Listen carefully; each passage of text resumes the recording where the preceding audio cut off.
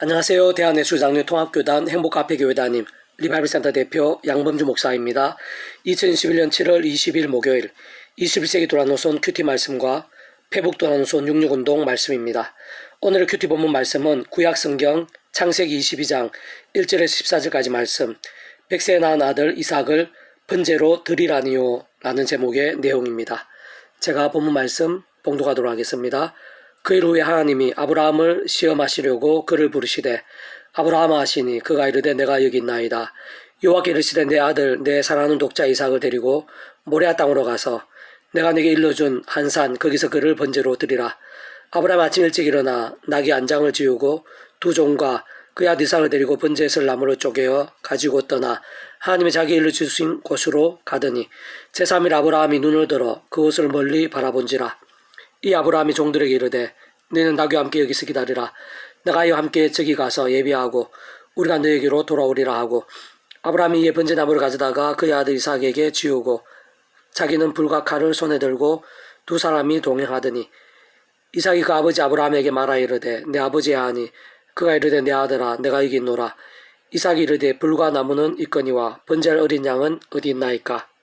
아브라함이 이르되 내 아들아 번제할 어린 양은 하나님이 자기를 위하여 친히 준비하시리라 하고 두 사람이 함께 나아가서 하나님이 그에게 일러주신 곳에 이른지라. 이 아브라함이 그곳에 제단을 쌓고 나무를 벌려놓고 그의 아들 이삭을 결박하여 제단 나무 위에 놓고 손을 내밀어 칼을 잡고 그 아들을 잡으려 하니 여호와의 사자가 하늘로부터 그를 불러 이르시되 아브라함 아브라함아 하시는지라.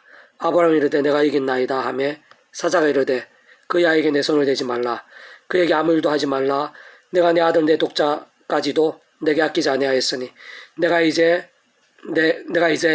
내가 하나님을 경외한 줄을 아노라. 아브라함이 눈을 들어 살펴본즉 한 수당이 뒤에 있는데 뿔이 수풀에 걸려 있는지라. 아브라함이 가서 그 양을 가져다가 아들 대신하여 번제로 드렸더라.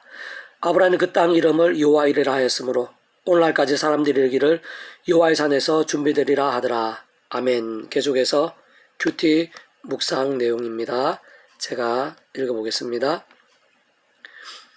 하나님의 세상이 이처럼 사랑하사 독생자를 주셨으니 이는 그를 믿는 자마다 멸망치 않고 영생을 얻게 하려 하심이라 라고 하나님께서 요한을 통해 기록하신 예수님의 말씀에서 알 수 있듯이 오직 예수님을 믿음으로만 구원에 참여할 수 있는 것이고 천하 사람 중에 구원받을 만한 다른 이름을 우리에게 주신 일이 없음이라 라고 누가를 통해 기록해 하신 사도행전에서도 분명히 알 수 있는 것입니다.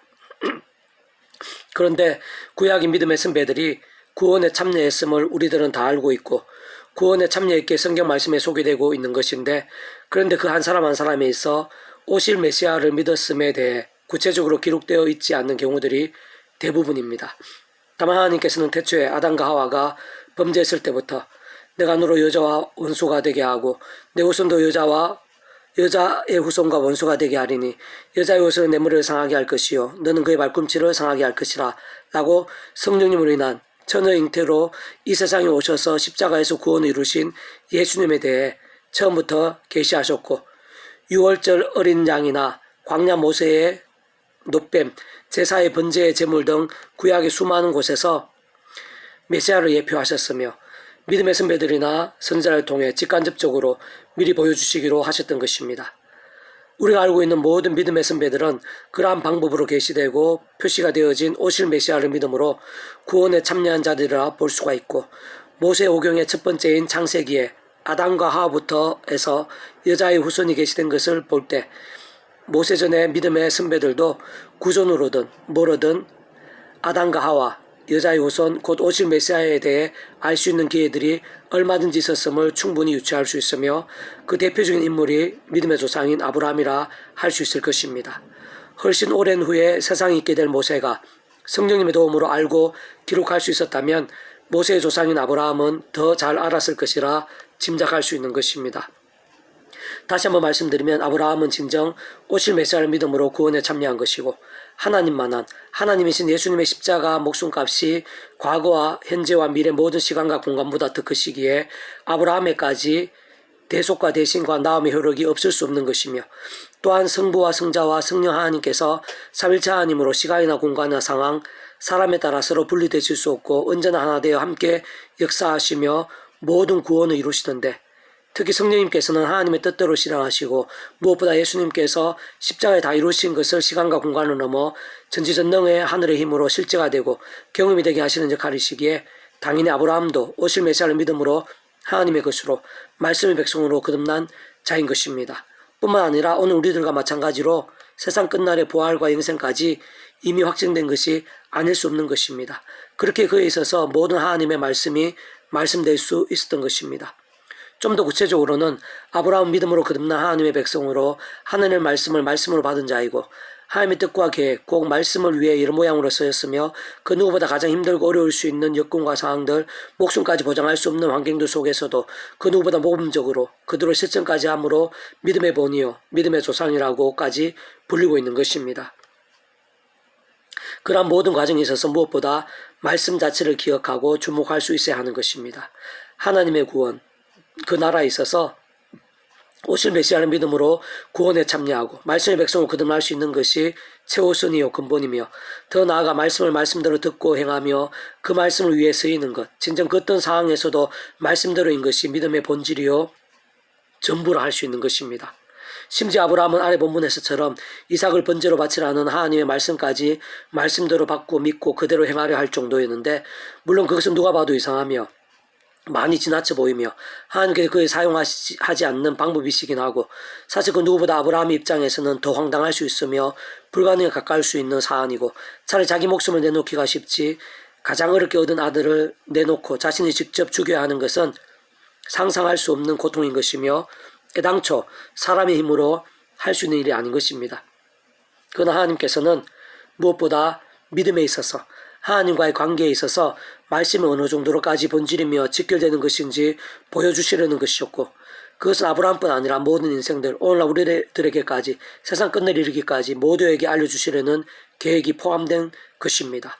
참으로 대단한 것은 그러한 하나님에 대해 아브라함에게는 생각 이상의 깊은 신뢰와 맡김이 있었고 뿐만 아니라 자신이 알 수도 없고 짐작도 못하며 방법 자체가 없어 보이는 불가능과 절망 같은 상황에서도 아브라함은 하나님께서는 그렇지 않으시고 어떤 식으로든 방법이 있으시며 합력하여 선의 이루심을 믿었다고 보이며 한편 그러한 믿음, 그러한 말씀에 대한 아브라함의 신앙적 자세에 있어서 말씀의 영신 성령님께서 하늘 힘으로 도우시어 사람이 못할 일을 할 수 있게 하신 것이라고도 볼 수 있는 것입니다. 세상 무엇보다 하나님께서는 그러한 아브라함과 이삭과 번제와 제물 등을 통해 실제로 그렇게 행하시려는 것이 본심이셨다기보다는 세상 죄를 지신 하나님의 어린 양이신 독생자 예수님과 십자가에 대해 그러한 아버지 하나님과 마음과 상황에 대해 알려주시고 예표하시며 아브라함뿐 아니라 오늘날 우리들에게까지 알 수 있게 하시고 이어지게까지 하심이 본심이셨던 것입니다. 어쨌든 이러한 하나님과 믿음과 구원에 있어서의 말씀의 비중은 오늘 우리들에 있어서도 똑같고 조금 더 다를 수 없는 것인데 세상 그 누구도 죄인 아닌 자가 없고 그 죄를 자신이 해결할 수도 없으며 그로 인해 심판과 관계없는 자들 한 사람도 없고 더군다나 스스로 하나님의 말씀으로 나갈 수도 없는데 오직 한 분 예수님 십자가 목숨값으로 인한 믿음으로 인해 값없이 모든 죄와 심판에서 대속과 대신과 나음과 화평의 구원에 참여할 수 있게 된 것입니다. 뿐만 아니라 실제로 그 예수님 이름에 약속된 성령님의 전지전능의 하늘의 힘으로 하늘의 것으로 하나님의 백성으로 거듭날 수 있게 된 것이고 현생에서의 하늘의 힘과 은사와 응답과 복 등과 같은 하나님 나라의 역사들도 실제로 경험할 수 있게 되었고 세상 끝날 신령한 몸으로의 부활과 영원한 나음과 생명도 분명히 실제가 되는 것입니다.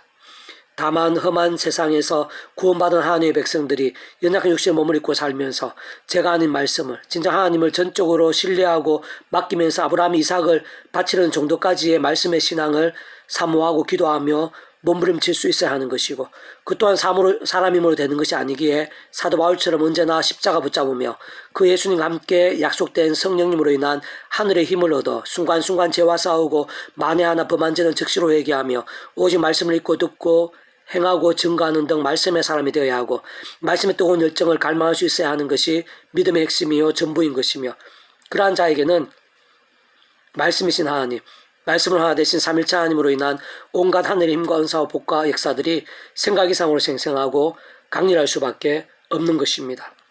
계속해서 오늘의 회복도나서 66운동은 로마스 파트 육신이 아닌 영적인 삶이란 이란의 제목의 내용입니다. 자, 계속해서 읽어보겠습니다.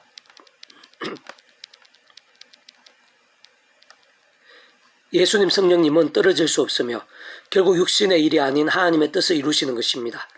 요한복음 1장 1절 태초에 말씀에 계시니라 이 말씀은 하나님과 함께 계셨으니 이 말씀은 곧 하나님이시니라. 요한복음 4장 24절 하나님은 영이시니 예배한 자가 영과 진리로 예배할지니라. 요한복음 6장 63절 살리는 것은 영이니 육은 무익하니라. 내가 너에게 이른 말은 영이요 생명이라. 를 참조하면 하나님은 말씀이시고 영이시며 말씀은 하나님이시고 영임을 알 수 있습니다. 우리는 날마다 순간마다 사도 바울처럼 예수 십자가 붙잡고 자랑하며 제 세속과 싸우고 말씀 기도 찬양으로 무기 삼아야 하는 것입니다. 그리고 그 속에 생각 이상으로 생생하고 강력한 성령님의 능력, 하나님 나라의 역사를 맛보고 나누고 증거해야 합니다. 그러므로 이제 그리스도 예수 안에 있는 자는 결코 정죄함이 없나니 이는 그리스도 예수 안에 있는 생명의 성령의 법이 죄와 사망의 몸에서 너를 해방하였습니다. 율법이 육신으로 말미암아 연약하여 할 수 없는 그것을 하나님은 하시나니 곧 죄로 말미암아 자기 아들을 죄 있는 육신의 모양으로 보내어 육신의 죄를 정하사 육신을 따르지 않고 그 영을 따라 행하는 우리에게 율법의 요구가 이루어지게 하려 하심이니라. 육신을 따르는 자는 육신의 일을 영을 따르는 자는 영의 일을 생각하나니 육신의 생각은 사망이요 영의 생각은 생명과 평안이니라. 로마서 8장 1절에서 6절까지 말씀. 페부토너스 66 중에서 미랄서원 출판사입니다. 이상이고 더 많은 자료는 페이스북 양범주 또는 다음금세 행복카페교회 리바이브센터 게시판이나 설교예배 게시판에서 활용하실 수가 있습니다. 주님으로 한 사람 한 사람 축복하며 모든 문제들에서 하늘 힘으로 치유되시고 무엇보다 제가 아닌 말씀을 결단하심으로 복음의 능력들이 넘치시기를 소원합니다.